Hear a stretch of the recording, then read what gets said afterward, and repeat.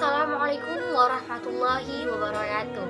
Perkenalkan, nama saya Selvi Hairunisa dari kelas F kelompok 2 mata kuliah Qiraatul Quran dengan dosen pengampu Ibu Diah Mukminatul Hasimi MESC.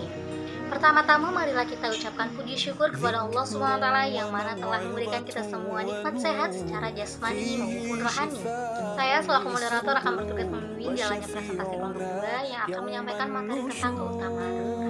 Yang pastinya saya tidak sendirian, ada rekan-rekan saya yang akan bergabung dalam presentasi ini. Baiklah, saya akan memperkenalkan anggota kelompok saya. Yang pertama ada saya sendiri, bertugas sebagai moderator. Lalu ada Rahma Maulidina, Tia Rahmawati, Roma Novita, dan terakhir Sadila Riani Putri.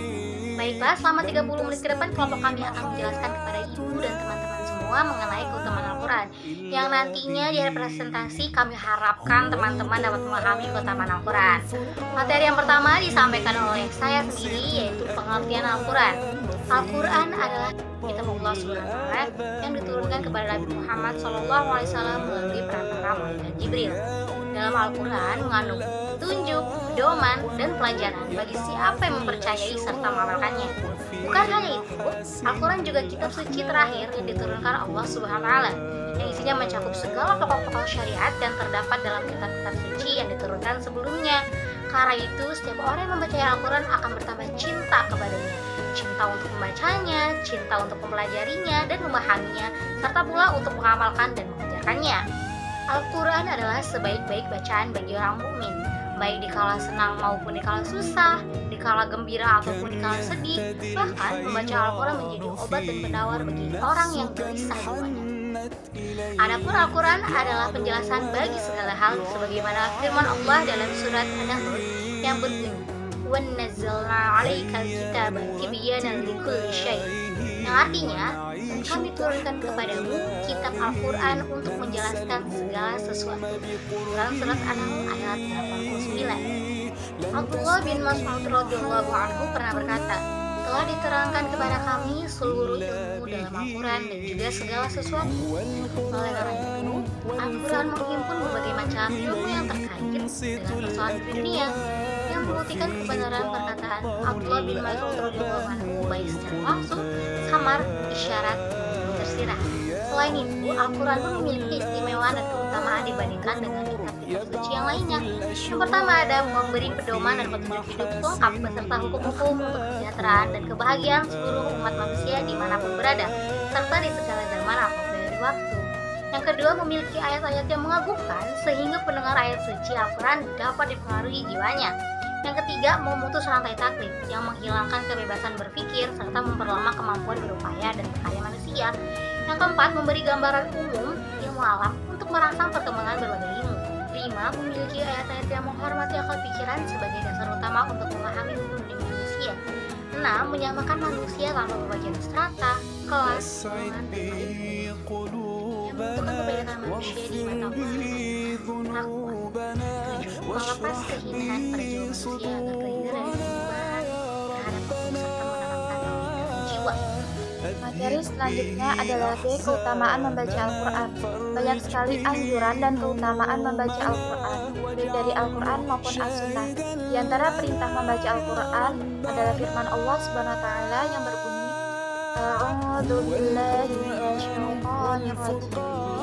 Bismillahirrahmanirrahim. Watlu ma uhiya ilaika min kitabi rabbik. La mubaddila likalimatihi wa lan tajida min dunihi multahada. Shadaqallahul azim. Yang artinya, dan bacakanlah Muhammad apa yang diwahyukan kepadamu, yaitu kitab Tuhanmu Al-Quran. Tidak ada yang dapat mengubah kalimat-kalimatnya, dan engkau tidak akan dapat menemukan tempat berlindung selain kepadanya. Al-Quran Surat Al-Kahfi ayat 20. Adapun keutamaan membaca Al-Quran lainnya adalah yang pertama mendapatkan ketenangan.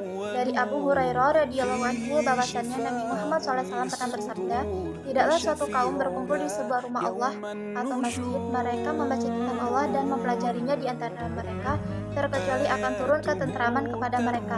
Hati-hati mereka dipenuhi rahmat, diliputi oleh para malaikat, dan Allah menyebut mereka di depan rahmatnya. Hadis riwayat Muslim dalam Sahih. Dari hadis tersebut dijelaskan bahwa Allah menurunkan rahmat serta ketentramannya di dalam sebuah majelis di mana orang-orang dalam majelis tersebut membaca dan mempelajari Al-Quran. Yang kedua, menjadi manusia terbaik. Dari Utsman bin Affan radhiyallahu anhu bahwasannya Nabi Muhammad SAW pernah bersabda, "Sebaik-baik kamu adalah orang yang mempelajari Al-Quran dan mengajarkannya." Hadis riwayat Bukhari. Yang ketiga, kenikmatan yang tiada bandingnya. Dari Abdullah bin Umar radhiyallahu anhu bahwasannya Nabi Muhammad SAW pernah bersabda, "Tidak boleh ghibthah, yaitu menginginkan sesuatu yang dimiliki oleh orang lain, kecuali dalam dua hal.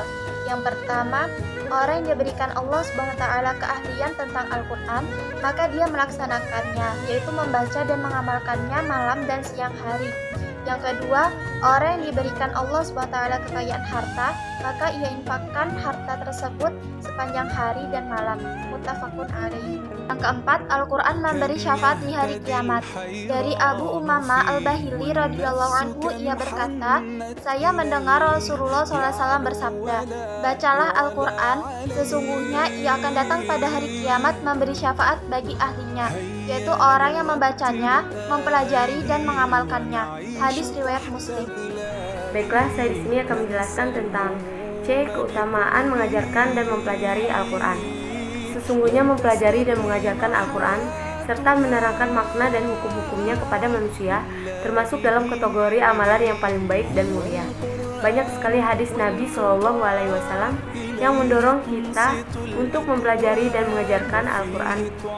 Di antaranya yaitu diriwayatkan dari Utsman bin Affan RA dari Nabi SAW bersabda, "Khairukum man ta'allamal Qur'ana wa 'allamahu." Sebaik-baik kalian adalah orang yang belajar Al-Quran dan mengajarkannya.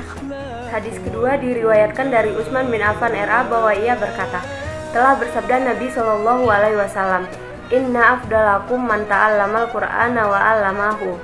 Sesungguhnya yang terbaik di antara kalian adalah orang yang belajar Al-Quran dan mengajarkannya. Nas-nas di atas merupakan persaksian yang benar dari Nabi SAW terhadap ahli Al-Quran. Sesungguhnya mereka adalah manusia terbaik dan paling utama. Jadi orang yang terbaik di dunia bukanlah yang paling banyak hartanya atau anak keturunannya, maupun yang paling luas rumahnya dan berbagai macam kenikmatan dunia lainnya yang fana dan semu. Melainkan orang yang terbaik adalah orang yang belajar Al-Quran dan mengajarkannya. Makna mempelajari dan mengajarkan Al-Quran. Yang pertama yaitu mempelajari dan mengajarkan makhraj atau tempat keluarnya huruf, dan yang kedua mempelajari dan mengajarkan maknanya. Dan inilah yang paling baik dari dua macam pembelajaran dan pengajaran Al-Quran tersebut, karena sebenarnya kandungan makna itulah yang menjadi tujuan asasi dari pembelajaran dan pengajaran Al-Quran.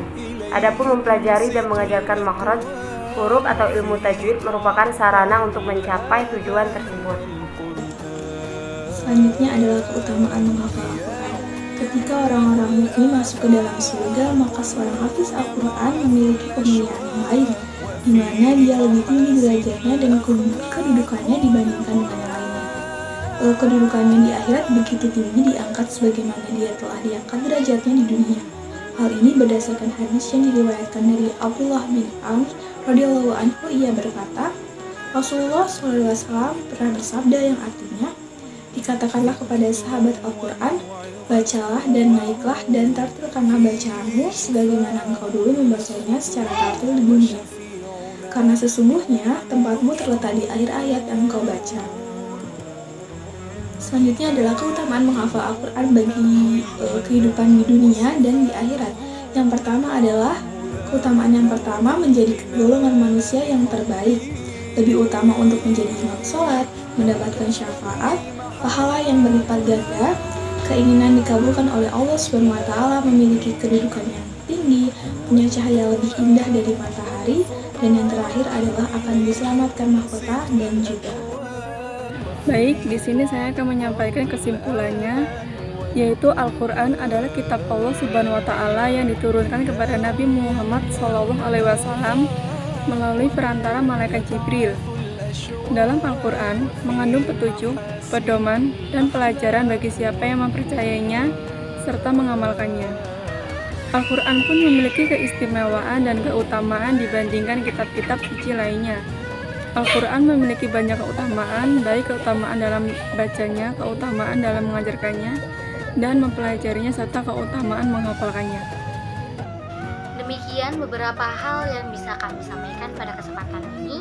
Kami mohon maaf yang sebesar-besarnya apabila ada kata maupun tindakan yang kurang berkenan bagi ibu dan teman-teman sekalian. Dengan ini presentasi hari ini saya tutup. Terima kasih atas waktunya yang telah menonton video presentasi kelompok kami. Semoga ilmu yang kami sampaikan bermanfaat untuk kami semua. Assalamualaikum warahmatullahi wabarakatuh.